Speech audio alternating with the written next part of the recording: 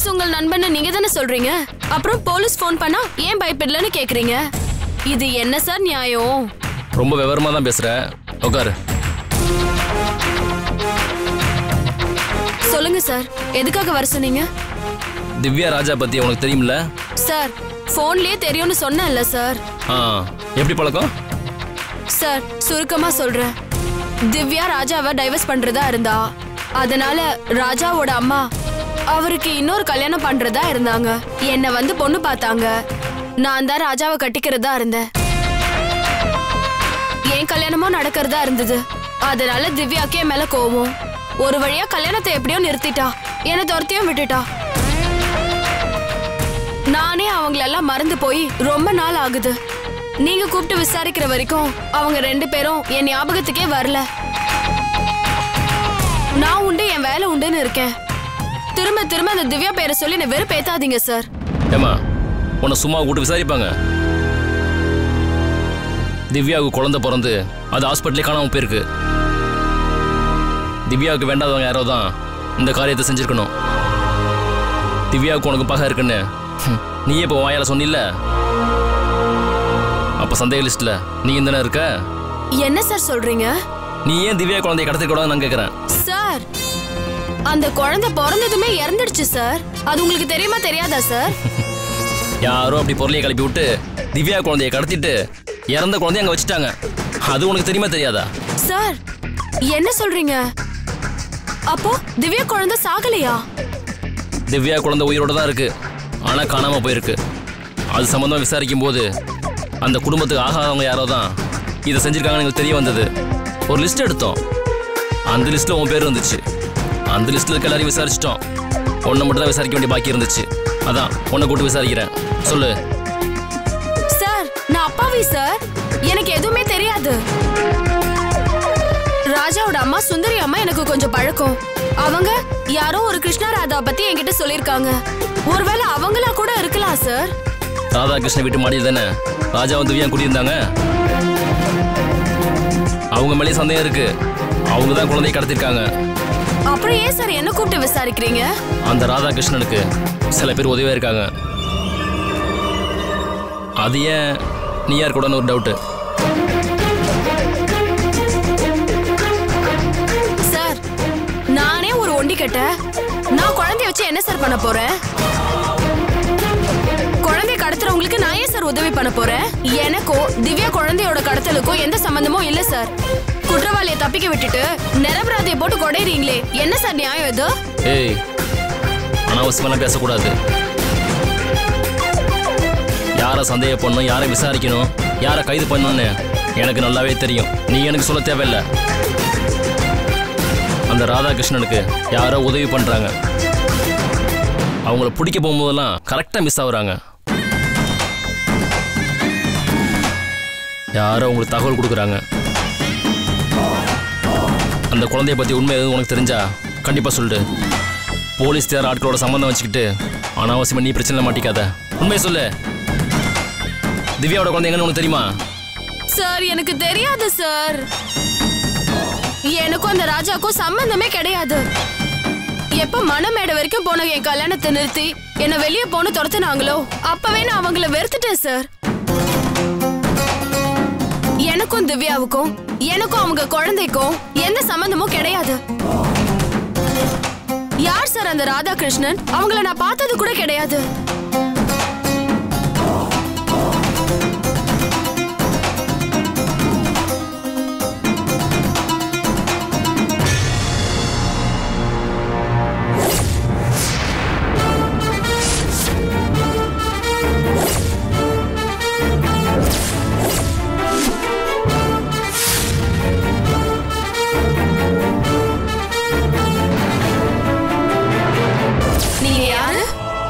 உங்க பேர் என்ன?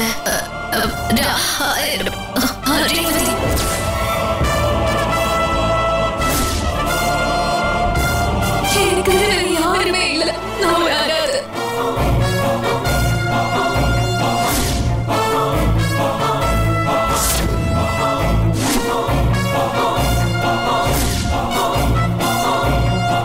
இவ பேர் ரேவதின்னு சொன்னா நம்ம கிட்டே போய் சொல்லிருக்கா. பேரு ராதாவா? இவ கிட்ட இருக்கிற குழந்தை திவ்யாவோட குழந்தையா? இவதான் திவ்யாவோட குழந்தைய கடத்திருக்காளா? அப்ப நம்ம கிட்ட இருக்கிறது ராஜாவோட குழந்தை. சரியான இடத்துக்கு தான் வந்திருக்கு. வசமா என்கிட்ட மாட்டிக்கிட்ட ராதா. இவங்க 2 பேரும் எங்காச்சும் பாத்திருக்கியா? பாத்திருக்கேன் சார். எப்போ? எங்க?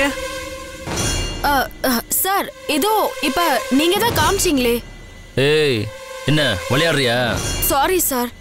கண்டிப்பா இவங்கள பார்த்தா நான் உங்களுக்கு இன்ஃபார்ம் பண்றேன் சார். சரி சரி, கிளம்பு.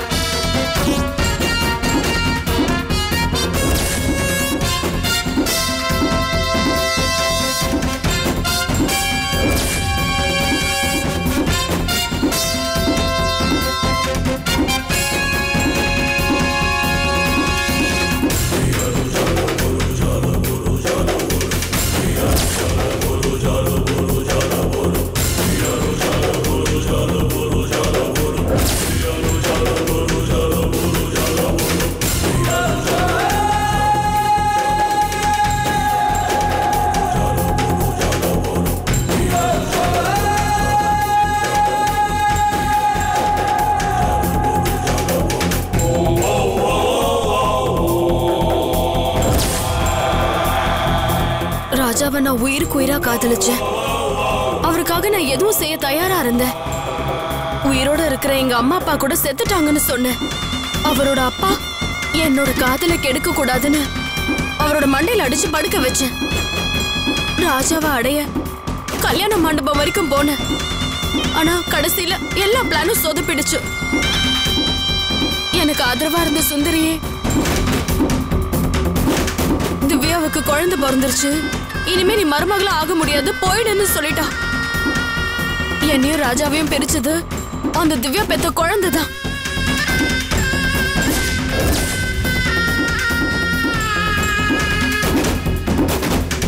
அந்த குழந்தை இப்ப விதியின் விளையாட்டுல ஏன் கிட்ட இருக்கு. ராதா கொண்டு வந்த குழந்தை திவ்யாவோட குழந்தை. அந்த குழந்தைக்காக தான் ராஜாவும் திவ்யாவும் ஏங்கி பதறி ஊர் முழுக்க தேடிட்டு இருக்காங்க.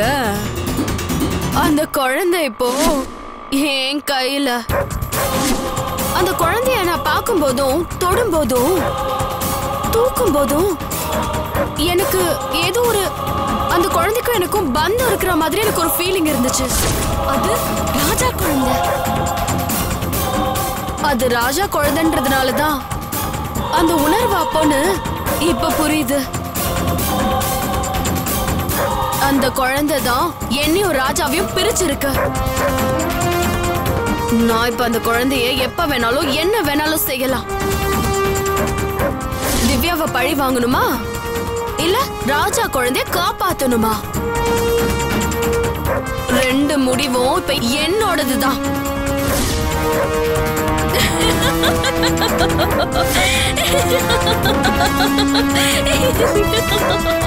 நான் எடுக்கிறது தான் முடிவு.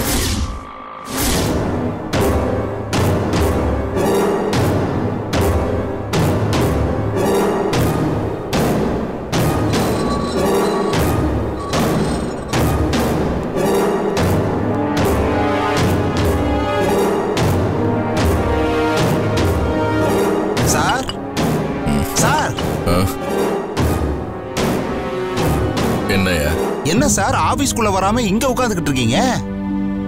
யோ, நம்ம ஆபீஸ்ல மொத்தம் எத்தனை ரப்பர் ஸ்டாம்ப் இருக்கு? அட குத்து மதிப்பாவது சொல்லியா?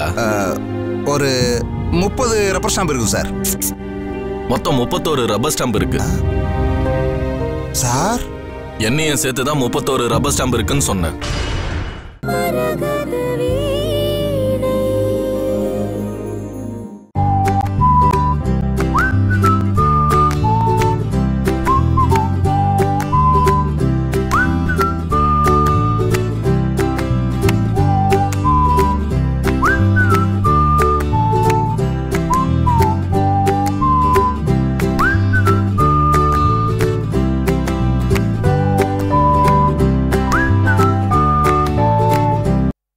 மொத்தம் 31 ரப்பர் ஸ்டாம்ப் இருக்கு சார்.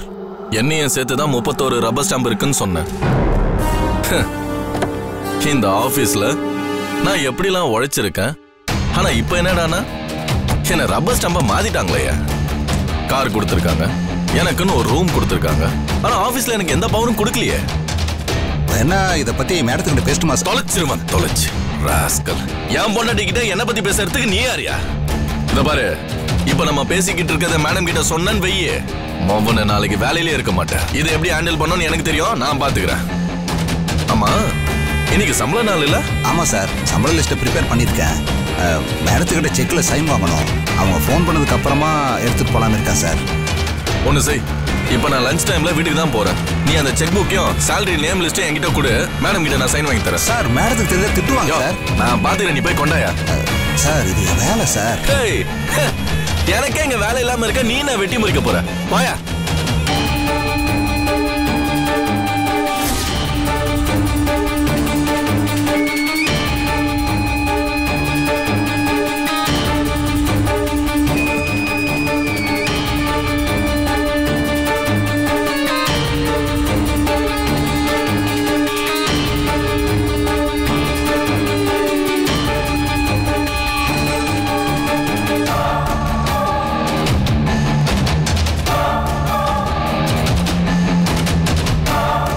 சார்.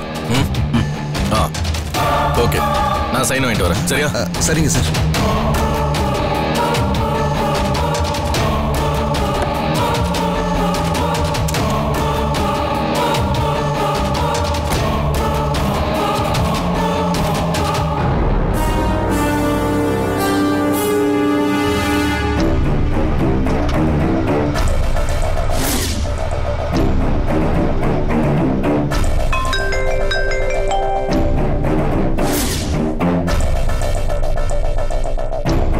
ஐயோ, மேடம் ஃபோன் பண்றாங்களே. இப்பதான் அவர்கிட்ட கொடுத்து விட்டோம். இவங்க என்ன திட்ட போறாங்கன்னு தெரியலையே. சொல்லுங்க மேடம். பாண்டியன் சார், இன்னைக்கு சம்பள லிஸ்ட் ரெடியா இருக்கு. செக்ல சைன் பண்ணணும்னு காலையிலேயே சொல்லியிருந்தீங்க. இப்ப வரைக்கும் ஆளையே காணோம். மேடம், அதான் மேடம் எடுத்துட்டு கிளம்பலான்னு இருந்த மேடம். அப்ப வந்து நீங்க இப்ப விஷயத்தை என்னன்னு சொல்லுங்க. மேடம், நான் கிளம்புறப்போ சார் எங்க போறேன்னு கேட்டாரு. மேடத்துக்கிட்ட சைன் வாங்க வீட்டுக்கு தான் போறேன்னு சொன்னேன். நானும் லஞ்சுக்கு தான் போறேன், கொடுங்க நானே சைன் வாங்கிட்டு வரேன்னு சொல்லிட்டாரு மேடம். என்னங்க இது? இப்படி செக் புக், சம்பள லிஸ்ட் இது எல்லாம் அவர்கிட்ட போய் கொடுத்து அனுப்பிருக்கீங்க. உங்களுக்கு அறிவு இருக்கா? மேடம், அவர் இந்த கம்பெனி எம்டிங்க. அவர் என்ன அக்கவுண்ட் அசிஸ்டண்டா? யார் வேலையை யார் செய்யறதுன்னு ஒரு ரூல்ஸ் வேண்டாமா?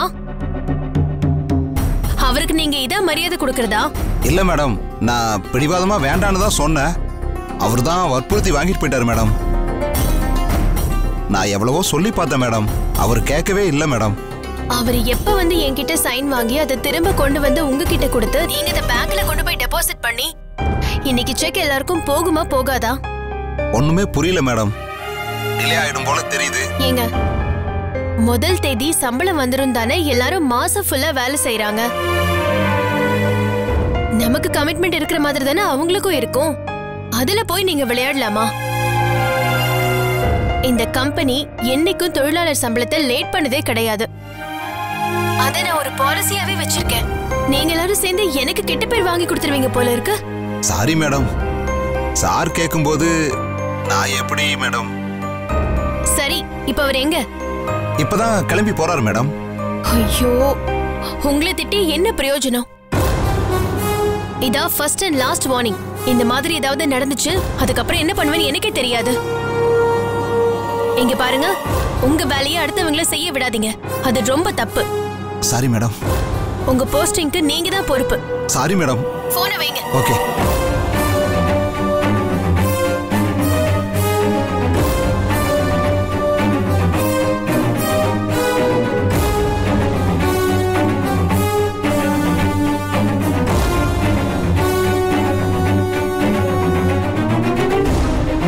ஐயோ, இவர் எப்ப எடுத்துட்டு வந்து எப்ப கொடுத்து இன்னைக்கு மத்தியானத்துக்குள்ள எப்படி பேங்க்குக்கு போகுமோ?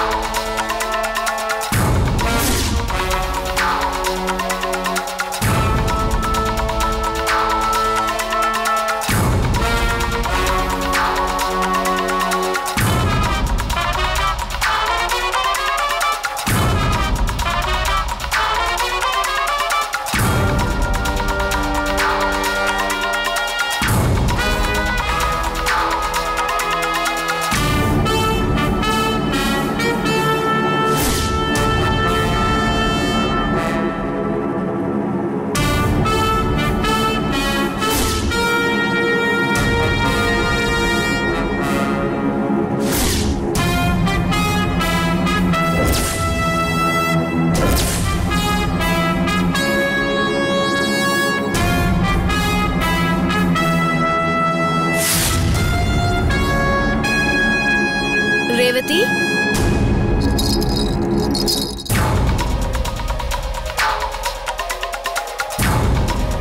செல்லக்குட்டி, சித்தி உங்களுக்கு என்ன வாங்கிட்டு வந்திருக்கேன்னு பாருங்க. ஆமா, என்னது பேக்? எங்கேயாவது வெளியே கிளம்பிட்டீங்களா? ஆமா, நாங்க இந்த வீட்டை விட்டு கிளம்பி. அப்படியா? சரி, கிளம்புங்க.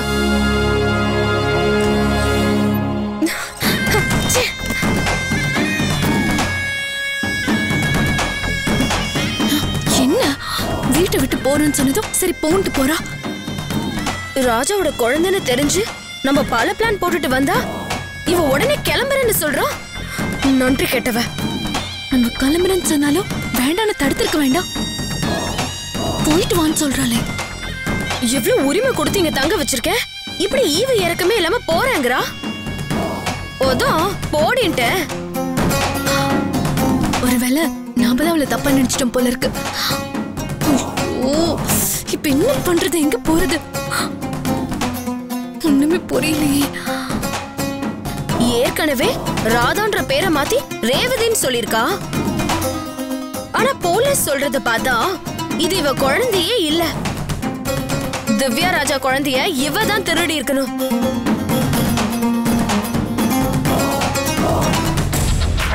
ஆக மொத்தம் இந்த ராதா சாதாரண கேரக்டரே இல்ல, சரியான திருடி.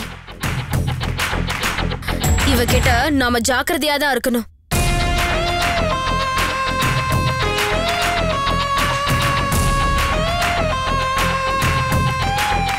ஐயோ, நாம பாட்டுக்கு இவ்வளவு போடின்னு சொல்லிட்டோமே. ஒருவேளை போயிட்டானா நாம நினைச்ச காரியம் எல்லாமே கெட்டுருமே.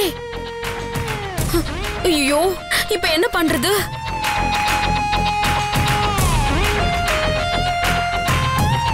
ஒருவேளை போயிட்டாளா இல்லையான்னு போய் பாப்போமா?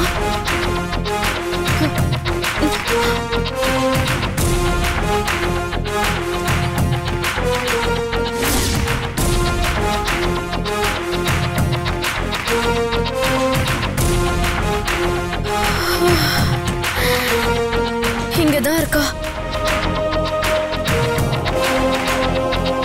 இவளை ஏதாவது ஒரு வழிக்கு கொண்டு வரணும்.